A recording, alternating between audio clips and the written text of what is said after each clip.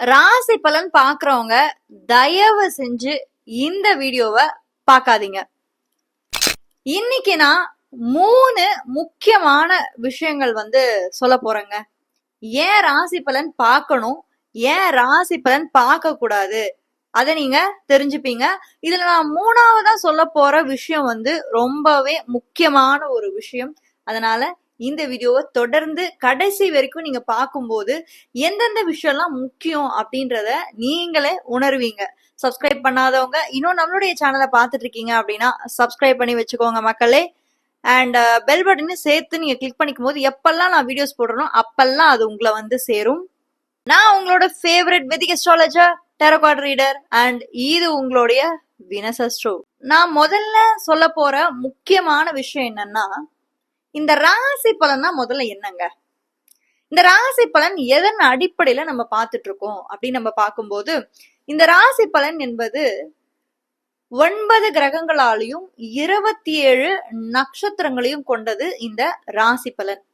இதுல சந்திரன் 2.5 days எடுத்துப்பாரு, சூரியன் 1 மாதம் எடுத்துப்பாரு. அதாவது எப்படின்னா, இவங்க ஒவ்வொரு ராசியில இருந்து இன்னொரு ராசிக்கு போறதுக்கு அவங்க எடுத்துக்க கூடிய டைம், அதாவது கால நிலைன்னு சொல்லுவாங்க. ஒவ்வொரு ராசிக்கு போறதுக்கு சூரியன் மேஷத்துல பாத்தீங்கன்னா ஏப்ரல் மாசம் வரும்போது வெயில் பளிச்சுன்னு அடிக்கும், பயங்கரமா அடிக்கும். இதே செப்டம்பர் அக்டோபர் மாசம் துலா ராசியில நீச்சம் அடையும் போது ஒரு மாதிரி குளிர்காலமா இருக்குல்ல.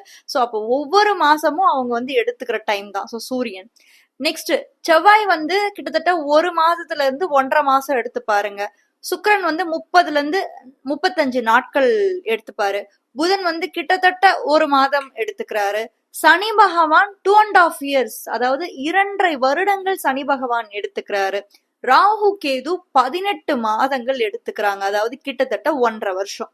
இப்படிதாங்க காலச்சக்கரம் நம்மளுக்கு ஒரு கெடிகார முள் மாதிரி சுழண்டுட்டு இருக்கு. இந்த அமைப்புலதான் ஒவ்வொரு மாதமும் நம்ம ராசி பலனை சொல்லிட்டு இருக்கோம். இந்த கிரக நிலைகள் கோச்சாரத்துல எப்பப்பெல்லாம் மாறிட்டே இருக்கோ அதை பேஸ் பண்ணிதான் நம்ம ஒவ்வொரு ராசிக்கும் நம்ம ராசி பலன் எடுத்துட்டு இருக்கோம். இப்போ இந்த ராசி பலன் எதுக்கு பாக்குறோம்? நான் 2வதா சொல்ல போற விஷயம் என்னன்னா, இந்த ராசி பலன் இந்த கிரகத்தினாலதான் நம்ம பாக்குறோம் அப்படின்னு நம்மளுக்கு தெரிஞ்சிருச்சு. ஏன் பார்க்கணும், எதுக்கு பார்க்கணும், அது நம்மளுக்கு தெரியணும்ல. ராசி பலன் ஒவ்வொரு மாதமும் கிரக நிலைகள் மாறிக்கிட்டே இருக்கும்னு நான் சொல்றேன் இல்லையா. ஒவ்வொரு ராசில இருந்து அவங்க இன்னொரு ராசிக்கு போறதுக்கு குறிப்பிட்ட சில கால அளவுகள் எடுத்துக்கிறாங்க. நான் சொன்ன மாதிரி ஒவ்வொரு கிரகங்களும் நான் இப்ப மென்ஷன் பண்ண இல்லையா, உங்களுக்கு நான் குறியீடு போட்டு சொன்னேன் இல்லையா. சோ அந்த மாதிரி அவங்க எடுத்துப்பாங்க.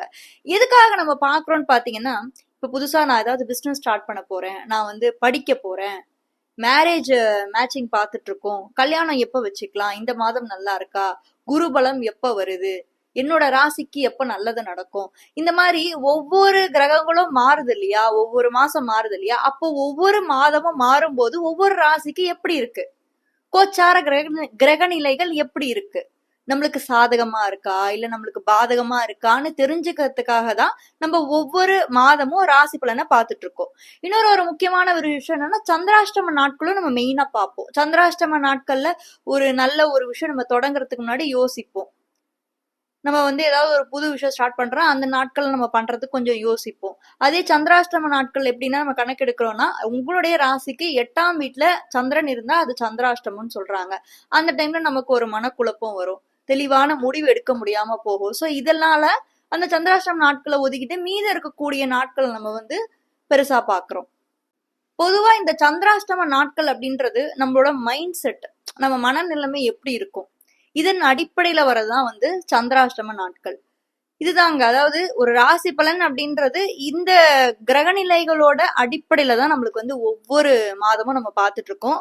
இதை விட 3வதா ஒரு விஷயம் இருக்குங்க, மிக மிக முக்கியமான ஒரு விஷயம் நான் இப்ப 3வதா சொல்ல போறேன். இந்த விஷயம் தான், இப்போ நீங்க ராசி பலன் ஒவ்வொரு மாதமும் நம்மளுடைய சேனல்லயே நான் போட்டுட்டு இருக்கேன், ராசி பலனை பத்தி பேசிட்டு இருக்கேன், ஒவ்வொரு மாதமும் நான் சொல்லிட்டு இருக்கேன். இந்த ராசி பலனை நம்ம எவ்வளவு தூரம் எடுத்துக்கலாம், ஒரு 30 to 40% எடுத்துக்கலாம், சரிங்களா. மொத்தமா மேட்ச் ஆகாது, அட்லீஸ்ட் என்ன நடக்குது, இந்த மாதம் எனக்கு எப்படி இருக்கு, கோச்சார நிலை எப்படி இருக்கு, சாதகமா இருக்கா பாதகமா இருக்கா அப்படின்ற மாதிரி நீங்க எடுத்துக்கலாம். அது 30 to 40 தான் மேட்ச் ஆகும்.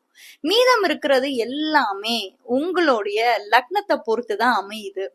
உங்களோட லக்னாதிபதி யாரு, உங்க லக்னாதிபதிக்கு கிடைச்ச பலன்கள் என்ன, என்ன தசாபுக்தி நடக்குது, இது எல்லாமே அவரவர் சுய ஜாதகத்தை வச்சுதான் அமையும்.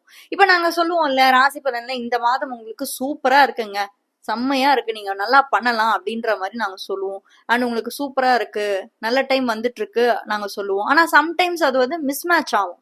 நாங்க சொல்றது ஒண்ணு இருக்கும், ஆனா உங்க ரியல் லைஃப்ல நடக்கிறது ஒண்ணா இருக்கும். அது ஏன் அப்படின்னு நீங்க கேட்கணும். ஏன்னா மக்கள் யாருமே அதை பத்தி கேட்கறதே கிடையாது. ராசி பலன் சொல்றாங்களா, அதை அப்படியே பாத்துடுறீங்க, அவ்வளவுதான், முடிஞ்சு போச்சு. ராசி பலன் பார்க்கும்போது லக்னத்தையும் நம்ம வந்து ஒரு கவுண்ட் எடுத்துக்கணும். இப்ப நீங்க லக்ன அடிப்படையில போகும்போது என்ன ஆகும்னா, உங்களுக்கு ஒரு தசாபுக்தி நடக்கும். இப்ப நீங்க ஒரு கும்ப ராசியா இருக்கீங்க, இன்னொருத்தரும் கும்ப ராசியா இருக்காரு, நீங்க மகர லக்னத்துல இருப்பீங்க, அவர் சிம்ம லக்னத்துல இருப்பாரு. அப்ப ரெண்டு பேருக்குமே வேற வேற பலன்களா வருது இல்ல, தசாபுக்திகளும் வேற வேறையா இருக்கும், பலன்களும் வேற மாதிரியா இருக்கும் இல்லையா? அப்போ நம்மளுக்கு ஏன் கஷ்டம் வருது? நல்லா இருக்குன்னு நாங்க வந்து சொல்லிடுறோம். ஏன் கஷ்டம் வருதுன்னா, உங்களுடைய ஜாதகத்துல பாருங்க, அதுல அவயோக திசைகள் நடக்கும்.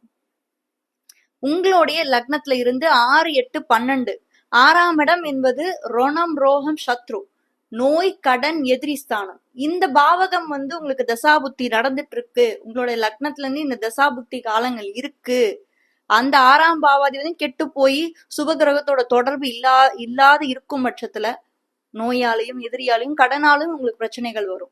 இதே 8ஆம் அதிபதியோட தசை நடக்குதுன்னு வச்சுக்கோங்க, விபத்து, கண்டம், தேவையில்லாத அச்சம், ஹாஸ்பிட்டல் செலவு, இதெல்லாத்தையும் கொண்டு போய் வச்சிரும். இதே 12ஆம் இடத்தோட அதிபதி தசை நடக்குதுன்னா தனிமைக்கு எடுத்துட்டு போகும், உங்களை வந்து வெளிநாட்டுல கொண்டு போய் உட்கார வச்சிரும். ஆசைப்பட்டு போவீங்க, ஆனா வெளிநாட்டுல போய் உட்காந்துட்டு பாத்தீங்கன்னா அங்க தனியா இருக்க மாதிரி ரொம்ப ஒரு மாதிரி ஹெக்டிக்கா இருக்கும். ஏன்டா வந்தோம், இந்த தனிமைக்கு ஏன்டா வந்தோம் அப்படின்ற மாதிரி கொண்டு போவோம். இதே 12ஆம் இடம் தேவையில்லாத விரயத்தையும் பண்ணும், நோயை கொடுக்கும். சில பேருக்கு வந்து மனநோயும் ஏற்படும். 12ஆம் பாவம் வந்து கெட்டு போன நிலைமை இருந்ததுன்னா, ராகு கேதுவோட தொடர்புகள் இருக்கும் போது அவங்க அதீத டிப்ரெஷனுக்குள்ள போயிடுவாங்க. அதே 12ஆம் பாவம் நல்ல இடத்துல இருக்கும்போது ஸ்பிரிச்சுவாலிட்டிக்குள்ள வருவாங்க, ஆன்மீகத்துக்குள்ள வருவாங்க. அதே மாதிரி 8ஆம் பாவம் நல்லா இருக்கு அப்படின்னா ஒருத்தர் டிரான்ஸ்ஃபர்மேஷன் ஆயிடுவாங்க. என்னடா இவன் இப்படி சேஞ்ச் ஆயிட்டானே, ராக்ஸ் டு ரிச்சஸ் அப்படின்னு சொல்லுவாங்க. அதாவது இப்படி இருந்த ஒருத்தரும் அந்த தசாபுக்தி 8ஆம் அதிபதி தசாபுக்தி காலம் வரும்போது அப்படியே டிரான்ஸ்ஃபார்ம் ஆயிட்டுருவாங்க, ஃபுல்லா மாறிட்டு இருப்பாங்க. அப்போ 6, 8, 12 உங்களுக்கு தசை நடக்குதான்னு பாருங்க. அதுவும் சில நேரங்கள்ல அது 6 வருஷம் நடக்கும், 8 வருஷம் நடக்கும். அதனால உங்களுக்கு அந்த அதீத பிரச்சனை இருக்கும், அந்த பிரச்சனைல இருந்து வெளியில வரவே முடியாது. ஆனா ராசி பலன்னா நிறைய நல்ல விஷயம் உங்களுக்கு சொல்லிக்கிட்டே இருப்போம். என்னடா இது, இவங்க சொல்றது ஒன்னா இருக்கு, நமக்கு நடக்கிறது ஒன்னா இருக்குன்னு உங்களுக்கே ஒரு குழப்பம் வரும். அதனாலதான் ராசி பலன்களை நீங்க வந்து மாதம் பாக்குற விஷயங்களை பொதுவா எடுத்துக்கோங்க. 30 to 40% கிரகநிலை எப்படி இருக்கு, ரிமைனிங் எல்லாமே, மீதம் இருக்கிற எல்லாமே உங்க லக்னத்தின் அடிப்படையில பாருங்க. ஏன்னா உங்க லக்னம் தான் பேசும், உங்க தசாபுக்திகள் தான் பேசும், என்ன நடந்துட்டு இருக்குன்னு சொல்லும். சரியா? இந்த ஒரு விஷயத்தினாலதான் மக்களை உங்களோட லைஃப்ல வந்து நிறைய பிரச்சனைகள் வர்றதுக்கா இருக்கட்டும், அதை ஃபேஸ் பண்றதுக்கு உனக்கு தெரியாது, ஏன் வருதுன்னு கண்டுபிடிக்க முடியாது. ரைட்டுங்களா? 6, 8, 12 கெடுபலன் செஞ்சாலும் கூட அதே 6, 8, 12 உங்களுக்கு நல்ல விஷயத்தையும் செய்யுது. அந்த அதிபதிகளை பொறுத்து இருக்கு அவங்க யாரா வராங்க, இயற்கை சுவரா, இயற்கை பாவரா, கெட்டு போயிருக்காங்களா, நல்ல நிலைமையில இருக்காங்களா, குருவோட பார்வையை வாங்கியிருக்காங்களா, சுகத்துவமான குருவோட அமைப்புல இருக்காங்களா, இந்த மாதிரி இதுக்குள்ள நிறைய விஷயம் நம்ம பார்க்க வேண்டியது இருக்குங்க. ஒரு மைக்ரோஸ்கோப் மாதிரிதான். ஒரு உடலை நீங்க பார்க்கும்போது மேலோட்டமா பார்த்தா அதை நம்ம நோய் கண்டுபிடிக்க முடியாது. உள்ள நம்ம மைக்ரோஸ்கோப் போட்டு நம்ம ஆராய்ச்சி பண்ணி உள்ள பார்க்கும்போது தான் அது என்ன இருக்கு அப்படின்ற கண்டுபிடிக்க முடியும். அது மாதிரிதான் ஜோதிடமும். ரைட்டுங்களா? கண்டிப்பா ஏதாவது ஒரு விஷயம் நான் உங்களுக்கு ஷேர் பண்ணியிருப்பேன் அப்படின்ற ஒரு நம்பிக்கை எனக்கு ஏற்படுது. கண்டிப்பா இந்த வீடியோ உங்களுக்கு பிடிச்சிருந்ததுன்னா நிறைய பேருக்கு ஷேர் பண்ணுங்க. ஏன்னா ராசி பலனையும் லக்ன பலனையும் சேர்த்து இம்பார்ட்டன்ஸ் கொடுக்கணும் அப்படின்றதுக்காக தான் நான் இந்த ஒரு விரிவான ஒரு வீடியோவை நான் உங்களுக்கு போடுறேன். ஏன்னா நிறைய பேர் குழம்பி போயிடுறீங்க, ராசி பலன் பாக்குறதா லக்ன பலன் பாக்குறதா. ராசி பலன் பாக்குறதுக்கு இதுதான் ரைட்டா, எந்த ரீசனுக்காக ராசி பலன் பாக்குறோம். லக்ன பலன் பாக்குறது அப்படின்றது தசாபுக்திகள் அடிப்படையில எப்படி இருக்கு அதை வச்சு நம்ம லக்ன பலன் பார்க்கலாம். லக்ன பலன் பத்தி உங்களுக்கு தெரிஞ்சுக்கணும்னா இந்த வீடியோவோட கமெண்ட்ஸ்ல போய் சொல்லுங்க.